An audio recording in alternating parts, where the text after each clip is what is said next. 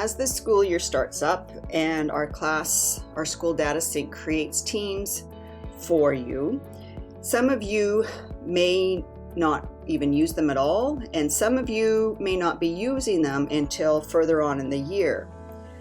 However, you want to clean up your view so that you're not seeing all your teams displaying on your main page. You can do this in one of two ways. If you have a team that you are not going to be using until later on in the year, you can hide that from your main page list, and it would show up here under your hidden teams. Now by default, when you click on your team icon over here and your teams are displayed, this hidden teams is actually closed, so you don't even see it. I am going to hide some of these teams that I've been added to that I don't have admin rights to archive them, or teams that I am going to be using in the future that I don't want to have to archive and then unarchive. So this one right here, I don't have admin rights to archive it, so I am going to hide it. So what it does is it removes it from my main list down here and moves it down into my hidden one. I don't have admin rights to do this one either, so I'm going to hide that one as well. And same with this one. Now I have two teams left here. This one I don't need until later on in the future, so I'm going to hide that one as well. Now, once the semester or the term comes up and I want to have access to this team again, I can click on this little expanding arrow beside here, the triangle that expands, clicking on these three dots called ellipses, and I can show this, and this will bring it down from my hidden team up to my visible ones. What this does as well is if there are any notifications that come through for any of these teams, these notifications are now blocked. You do not receive those notifications.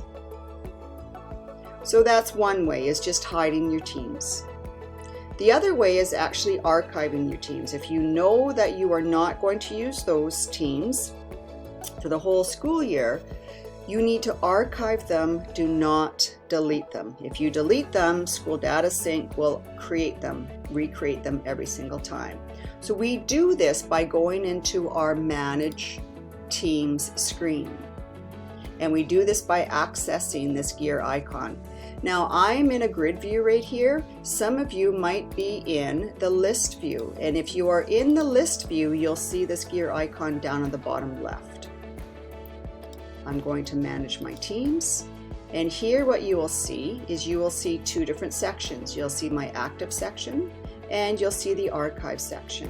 To archive these, it's just as simple as hiding them. As I click on my three dots, I have admin rights for these, so I can archive this team, and I click archive, and now it's going to move it from my active list down to my archived. Now I would make sure that the SharePoint site is read-only. That's all your documents and everything, and click archive. And if I went back to my main list now, you'll see that that team has disappeared. And not only is it not on my team list, it's not even appearing on my hidden. If I want to unarchive that to make it an active one again, I just click on the three dots and I click restore. The last thing that you can do to help clean up your teams list and maintain and organize a little bit better is actually remove yourself from any of the teams that you are not actively part of anymore. So you might have been added or added yourself to a team that last year maybe you were a member of, or you were at that location and you're no longer there. Let me clarify something very clearly first though. If you are a teacher and or any staff at a school itself, and if you are a member of a school staff, you will not be able to remove yourself from that team. All the other ones you should be able to. So I have one here that I don't need to be a member of that anymore, and I can, those three dots again, anytime you see those three dots, it's like an extra file menu. Click on it and it's as easy as leave the team.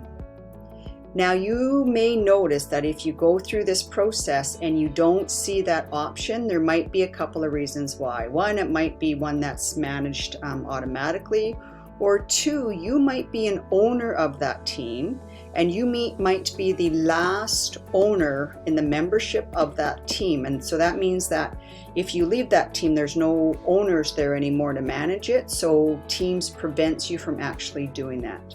So once you click on leave that team, it will then disappear right from your list itself, eliminating one more team that you have to see on your main list.